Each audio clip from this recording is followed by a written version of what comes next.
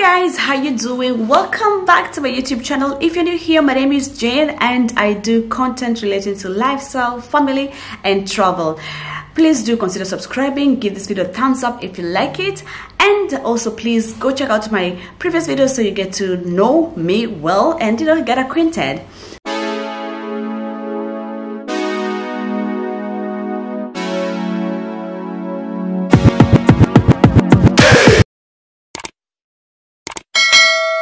So today, this is my first time I am doing a story time.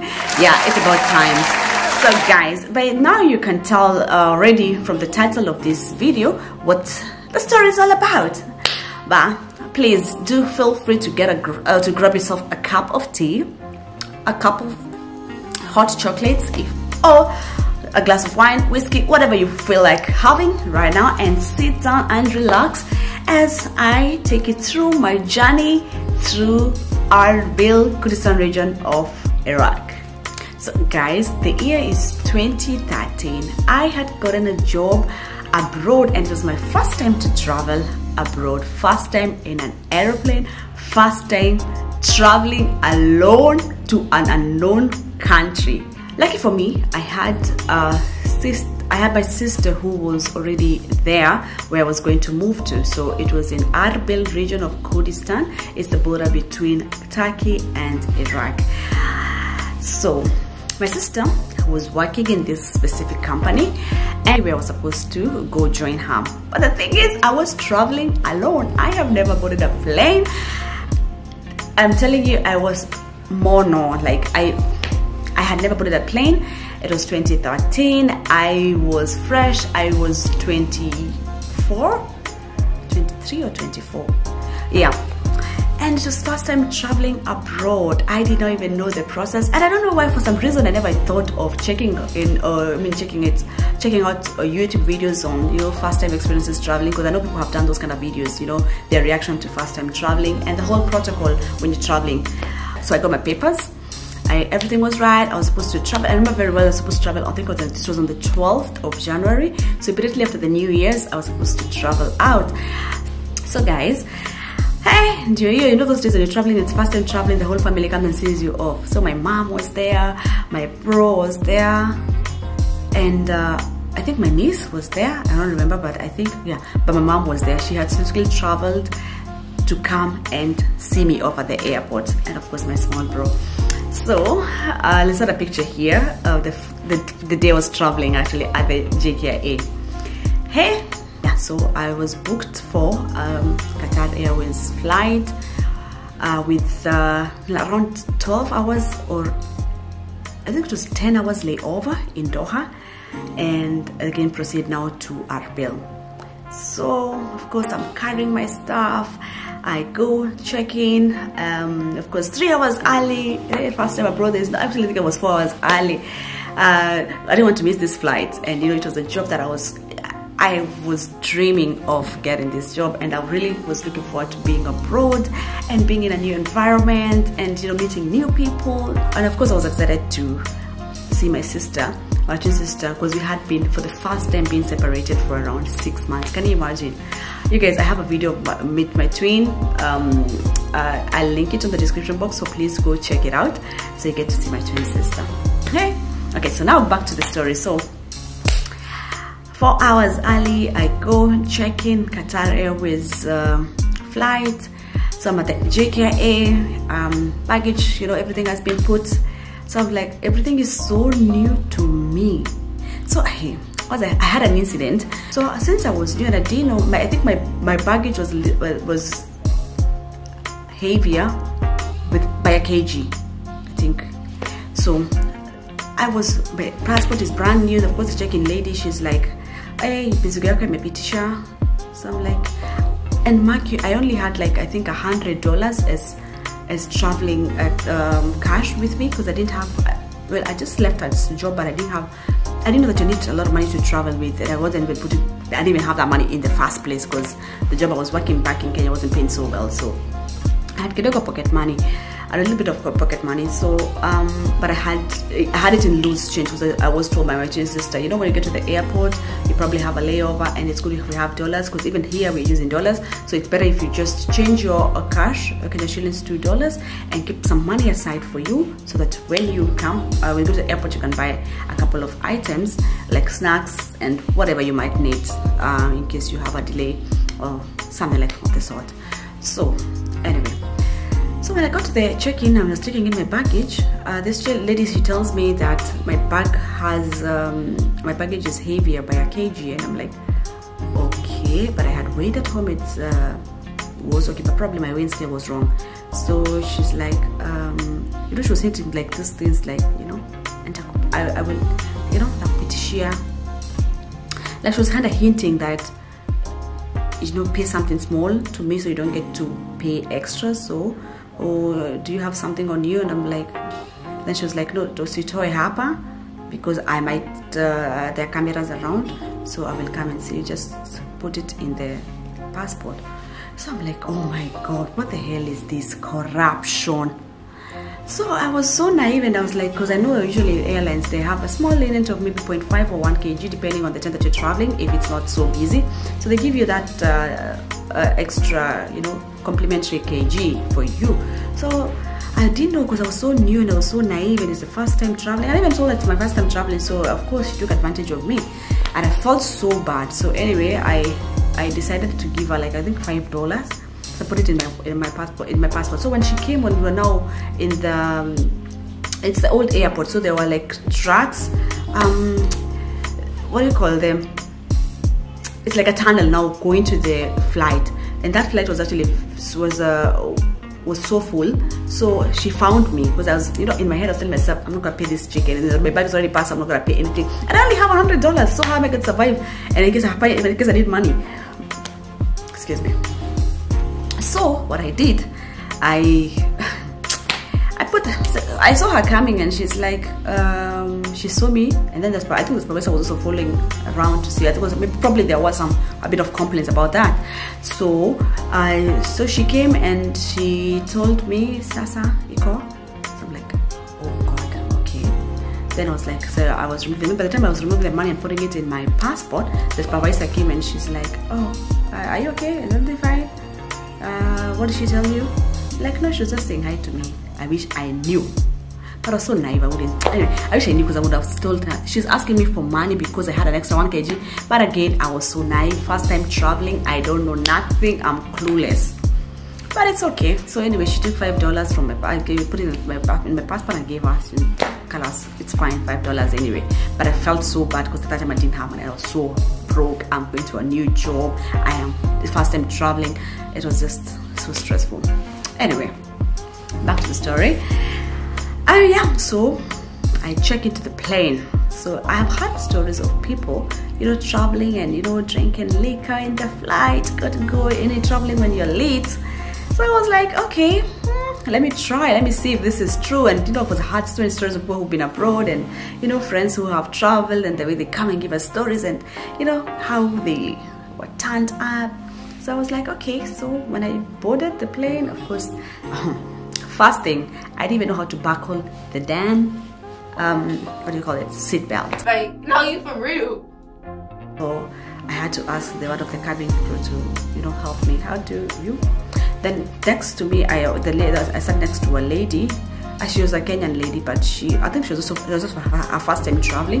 Because that time people used to travel to, you know, Middle East, and, you know, there was a lot of what is it called, maid jobs in the Middle East, of people were traveling. So the lady was said to me, she told me she was going to for a maid job. So she also was new into traveling, and it was her first time in the flight, so she didn't even know much.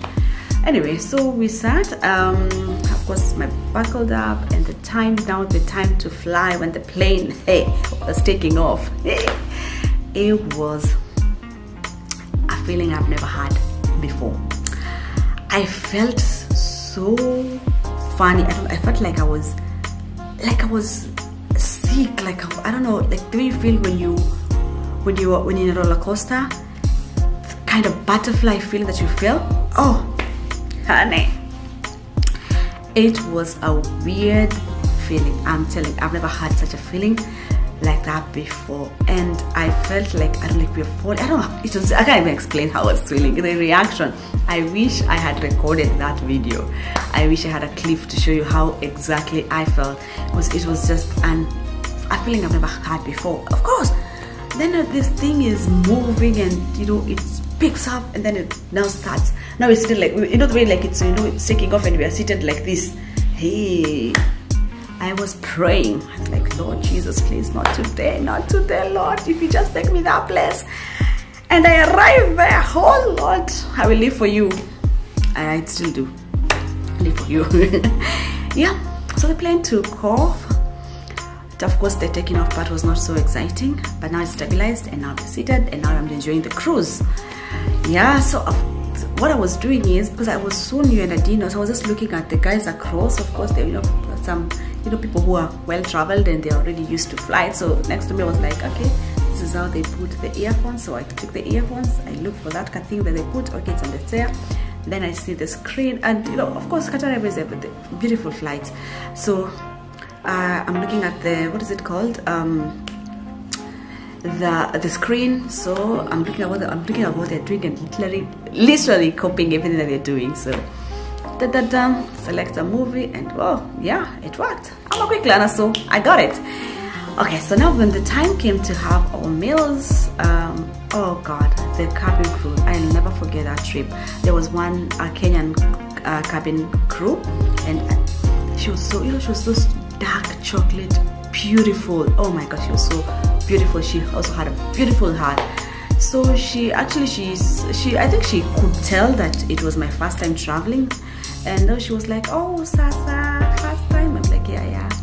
And she's like, okay, so what did you like to have? It was chicken, mutton, and whatever in the main, the food. I just chose whatever I was gonna have. I don't even remember the meal I took. And then later on, she was like, would you like a drink? She's like, oh yeah, and she kept coming. And I was like, hey, so the girl I was sitting next to, she was like, she took what did she take? I think she took Johnny Walker or something. I don't remember. Then I was like, hey, okay, you guys, what else do you have? And I was like, because I'm a fan of whiskey, so I was like, okay, let me also have Johnny Walker. And she kept coming, and you know, they usually put in these small cups. She's like, okay, she kept coming to where we're seated, make sure that you're comfortable. And she was so kind and generous to us. We really enjoyed that until the time we dozed off. I think the flight from Kenya to Doha is 5 hours. Yeah, still 5 hours. So to the time we got to Doha, of course I think we were a little bit tipsy, and I've dozed off anyway because I was so tired. It was in the evening, it was cold. Yeah, so arriving in Doha, of course everything is new, but now at least I have a little bit of experience on how checking in and checking in is, how the process is. So because my bags were already tagged to my final destinations, I only had a carry-on bag, and I actually, yeah, I forgot to mention this, stopped over in Doha, and I had a layover of 10 hours, so I had an accommodation booked for me to a hotel, and remember the hotel. The hotel is another interesting story. So I arrived in Doha, check out. So of course with if you have a transfer like to a hotel, there's a desk where you go and inform them and show them your papers that you need a booking for the hotel and yeah. So we told a whole group of people who had a layover in Doha. So yeah, we took our they took us to a hotel inside Doha, and when we got there, so we were given our keys to the hotel, to the room. So we're getting to the room. So we didn't have like an escort from the concierge or anything like that. So it was me and another guy, and when we got to the hotel, we didn't know how to together with the other guy, we didn't know how to use the key card. So we were like, okay, this thing is not working. Then the guy was like, you try, and then he's like, okay, yeah, his worked. And he's like, okay, let me show you how it works. Then he showed me, and he opened. Of course, I opened the door and got in. But one thing, I think I wanted a charger or something. So I wanted to go back to the reception to ask for a charger, if they had. I forgot to remove the damn key card from the room. Oh my God! I locked it inside, so of course there's no way I was going to access it. And so I went downstairs and got the charger from the reception. Coming upstairs, the room was locked. So I was like, oh dear Lord, what is this now? So I'm trying to open the door, it's not opening. It was so fascinating to me because I'm like, what the hell is this? Oh, I had opened the door, why would it even lock? Anyway, shamba. So I opened the door. I'm sorry, I went downstairs again. I told them, oh my god, I locked my key inside, can I have another key, because I can't access, it's possible to get another key. I was like, oh no, it's okay, no problem, just that's it. They gave me an extra key, so I thought it was magic. Ushamba. Anyway, it's good to travel. Sometimes you get exposed. These are kind of things that, you know, first time to do them and you're still leaving them alone. It can be so frustrating, but it's good to travel and, you know, get some first-hand experience on that. Yeah. So I stayed over at Doha for 10 hours. Yeah. So of course, by the time we were getting to the hotel, it was like so late. I just slept for like 4 hours. 5 hours, because it's supposed to be again 3 hours early for the next flight. So I slept for like 4 or 5 hours, and then I woke up and then we had breakfast. Oh my god, it was just, I was just in awe. Like, the hotel was so beautiful. I was looking at the restaurant where we were having breakfast. The buffet options were amazing, and you know, I'm coming from Kenya and I'm like, what is this how people live? It was just unbelievable. It was amazing. Of course, the pickup came and we were taken to the airport where we were supposed to board now. Where I was supposed to board now the flight to Erbil, Kurdistan. By now I was used to the check-in process, so of course it was a smooth check-in. Of course, by now I knew how to operate the flight. Of course, the flight was now empty because it was not, actually Erbil is not a destination where by that time not so many people were traveling to that region, especially Iraq. Not so many people were traveling to that region, so the flight was almost empty. I would say we're probably 30 people, and so I had a whole row by myself. I was enjoying sightseeing. I could take some selfies. It was just an amazing trip. So I landed at Erbil International Airport. It was around 10 a.m. if I remember well. And of course, my now good friend Firaz, hi. Firaz is from HR department, is the one who came and picked me. And when I got, now because I had to first report to my place of work when I got there. And you know, of course, actually, the thing is, my sister is a very social person, so my sister had told everybody that her sister is coming, and they were twins, and everybody was so looking forward to seeing me.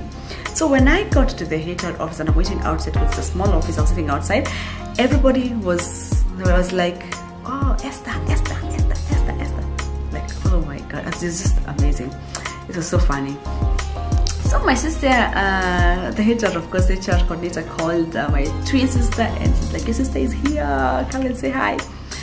Oh, it was so amazing to see my twin sister, and I keep you best of friends. We had been separated for like 6 months, and I was coming to meet her again. So exciting to see her. Yeah, so she came. I said hi, I hugged her, I was crying, I was so happy at the same time. It was amazing. She was like, okay, you finish with the HR thing, they'll take you to the accommodation. Actually, it was within the same, yeah, it was in the same building. So I was to be taken to now my accommodation where I was gonna be staying. And yeah, so my sister was gonna meet me later on. So, and then they were like, okay, you just go rest. And then lunchtime, my sister came and she took me, and we went, had lunch in the cafeteria, and everybody was saying hi. And there was an amazing Kenyan community who were working in the same hotel. They were so nice, lovely people, lovely friends. I still have till now. We're still friends, and it was just a beautiful experience, you know. So I got there. Yeah, so we had lunch, and then of course I went back up to just chill in the room, freshen up, relax, because of course the first day nothing much would happen. So I was just supposed to, you know, rest. What I didn't mention is Erbil during January to around March, it's winter. It was very cold. Of course, my sister had informed me, and you know, she told me just carry your warm clothes. It's actually very cold here. We get to -degrees, you know. And so when I got there, and there's some parts where it was snowing, and I was like, oh my god, I am abroad, finally! I can experience the snow, I can experience all those nice things. I was so excited. The weather was so cold. I've never experienced cold weather like that in my life. Of course, in Kenya, the coldest it gets, it's maybe 18 degrees, but there we were minus, and everybody's wearing boots. Now my sister was like, no, you need to wear boots, you need to wear warm clothes, you need to wear scarves. I'm like, wow, okay. It was a very good experience for me because I really wanted to experience such kind of weather. So it was amazing. Yeah.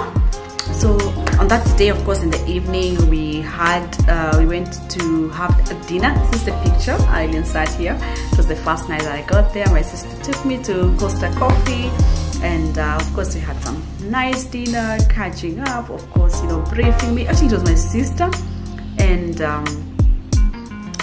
two other friends of ours, so two of our friends who later became my friends also.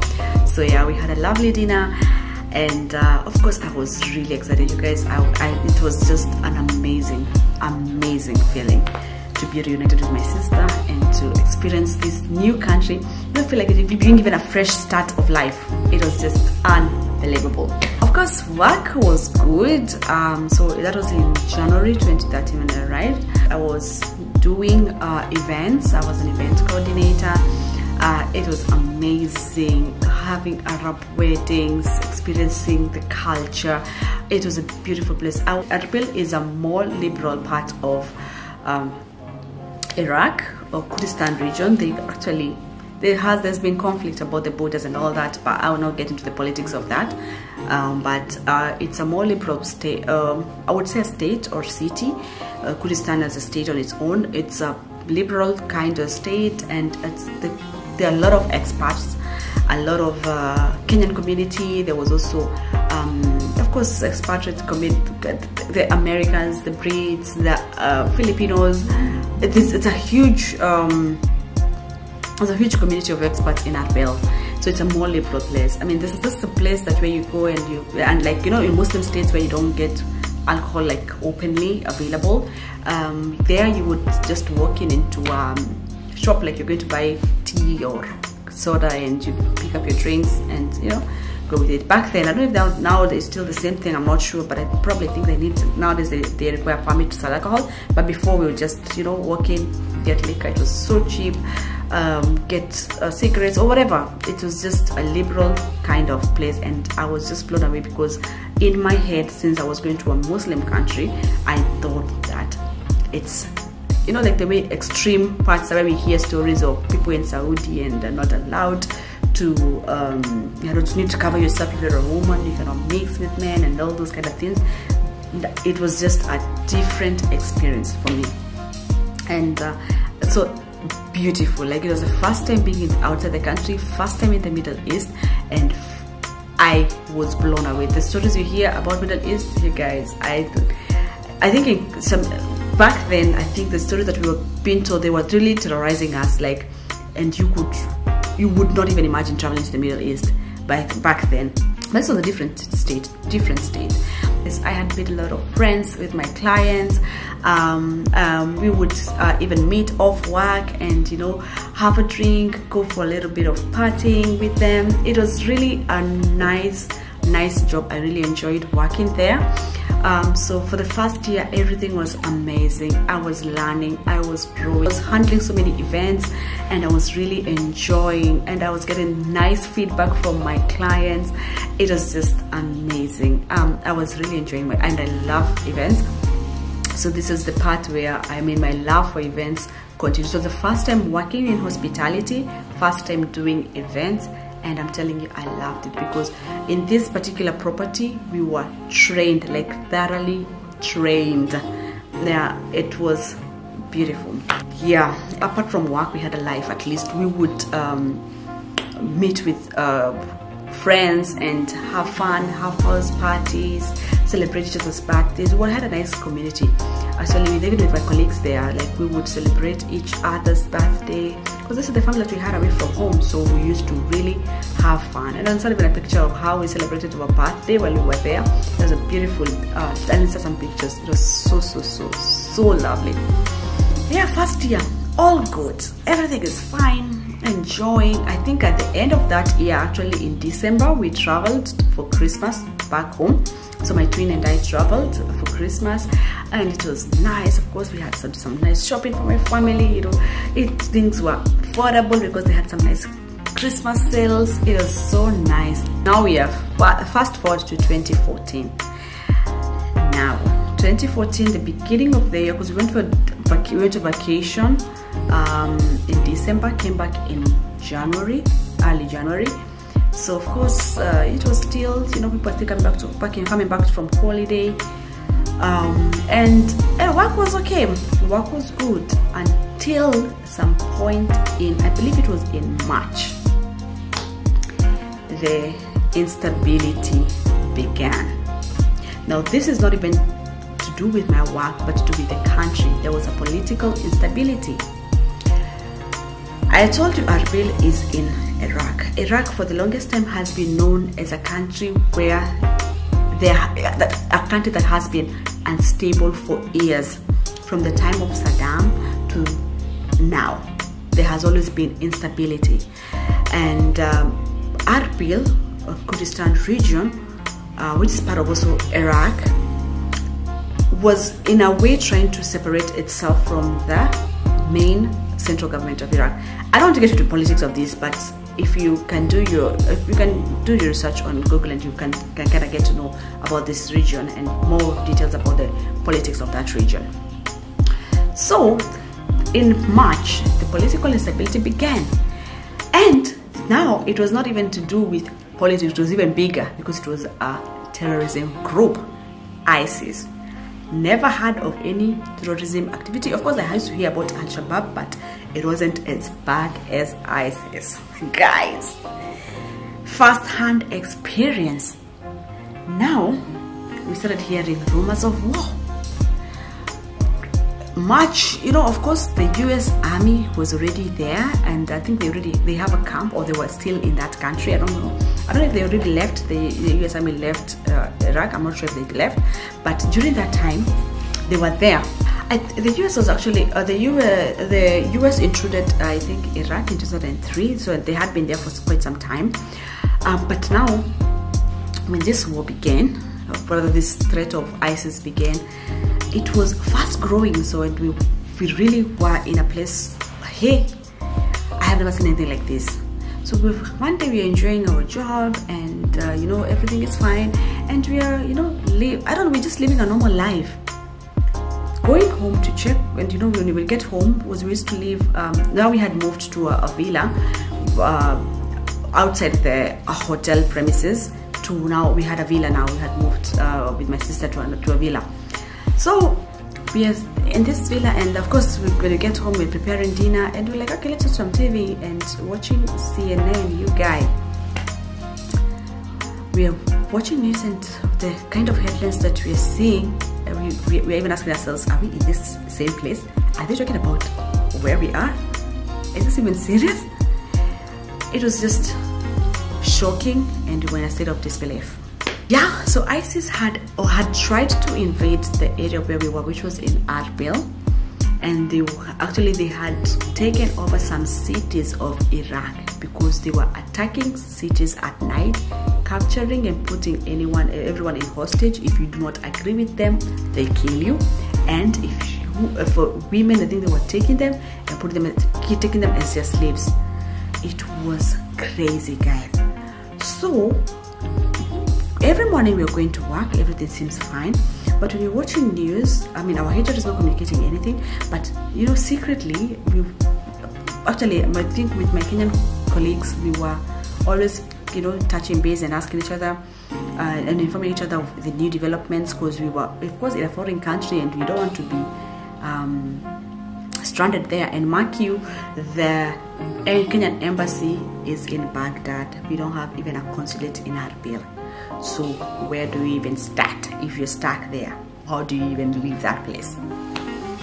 So some of my colleagues were calling me and they were like, oh, you guys, are you okay? You know, I remember one day one of my clients called me and he was like, actually, we will be evacuated, and the situation on the ground is that if things get worse, the company is going to evacuate them. So their HR is monitoring the situation, and they have just received an email that you know, the way they used they sent travel alerts. So the company had actually given them a travel alert, and in case things go bad, that they will be evacuated. So here we are. Where I'm working, we don't have any communication about what the plan the company has in regards to our safety, in regards how we're going to be evacuated, and in regards to our general well-being. And we're in the middle of a terrorist state, and we don't have any communication. So we were so frightened. For lack of a better word, we were just scared. We were. I mean, thinking about it even now really gives me shivers, because I remember how it was. Every time we go watch CNN, I remember this guy, his name is Farid Zakaria, sector here, Farid Zakaria, and there was another lady, there's another guy. Every time when you're watching CNN, they would like instill fear in you, and you're asking yourself, are you really in this place that they're talking about? Because you feel like what they're saying is not what you're seeing. But now shit got real when, I think in May, when we started seeing now refugees coming in from now the greater Iraq coming into the city. So one day, it's Friday, of course Friday we are off, and looking down at the balcony, and you see trucks of people, women and kids coming to where we were. We're living in Ankara. Ankara is, it was like a Christian area, so we had a lot of, the US consulate close to us. We had a few consulates. I remember US consulates because it played a particular role, because we could see, like from our balcony, we could see the what is it called, what did you call them? The army. We could see them from our balconies, and we kind of had a false sense of security, because we were like, I mean, before they come for us, they will have tried to hit, you know, US consulate. So we started seeing these people coming in, and it was so frightening. And that's when now my sister and I were like, hey, it's about to get real. We need to now find ways of how we can leave this place. So by that time, my sister had actually chosen to resign, and she was going to start a business. And well, I was to be part of that business, but not like physically, because I was still had my contract to continue. I still had to complete my contract. So I was just like, you go start, where I can be your partner, but I'll be from far away. But when you go home, you go establish your company. So she had already resigned, and she was going to start a business, and now I hadn't resigned. So my mom kept calling us like, are you guys safe? Is everything okay? Because this ISIS situation was on the news everywhere, and everybody was scared. And now, especially having your kids away, and you know, we're telling her, mom, do not watch news, and the things that we're seeing on the news, it's a bit scary. We're getting like warnings. Actually, now the flights that were supposed to be in Erbil International Airport, we had all airlines traveling to this airport, but now every airline, including Qatar Airways, had stopped flying. The only airline that was flying at that time was the Turkish airline. Well, so June, shit is getting real. That's May. June, shit is getting real. So my sister resigns.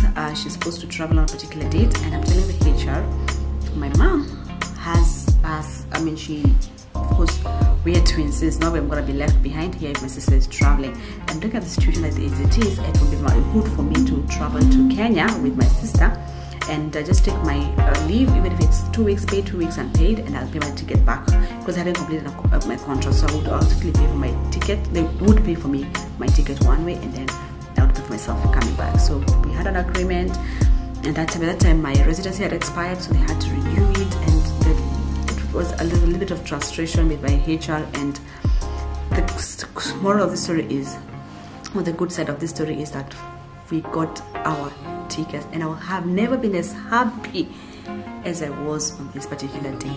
The ticket was going for, I think, usually we were paying like $1,000 or $800 for a return ticket.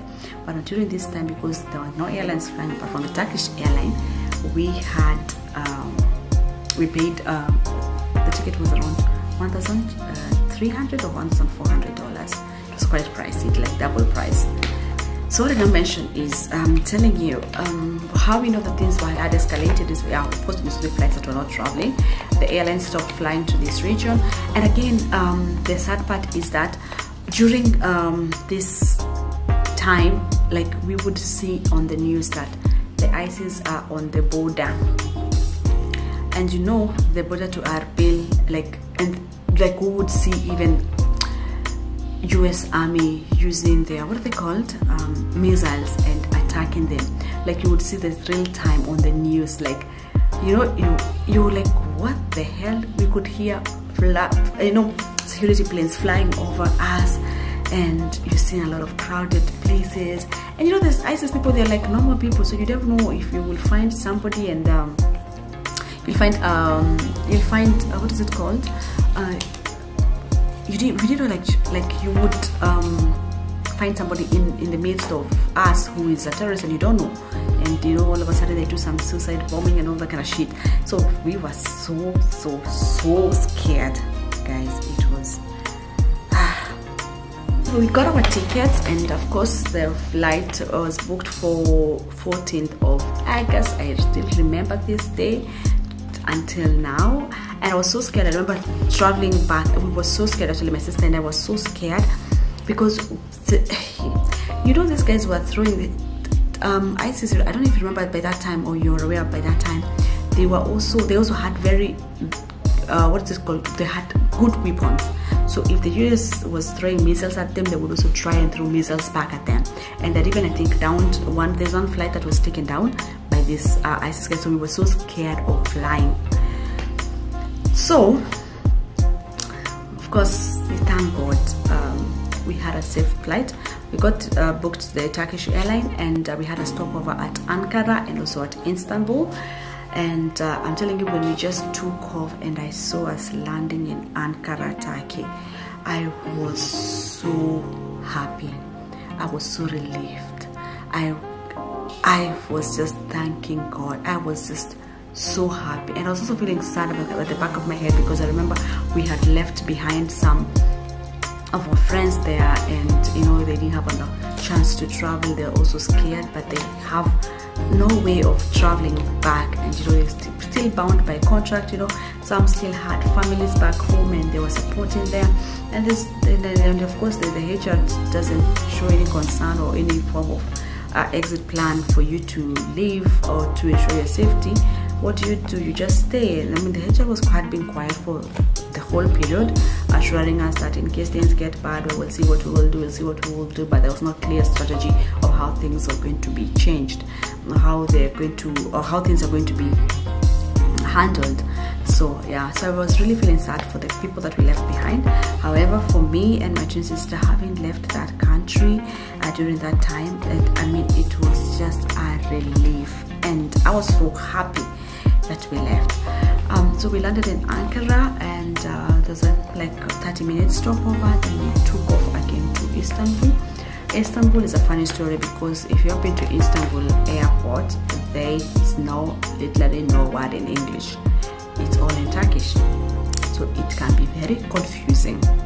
So we didn't want to miss the flight, so it was, and then finding somebody who speaks English, it was really, it's a huge airport, moving around, trying to look for your next flight.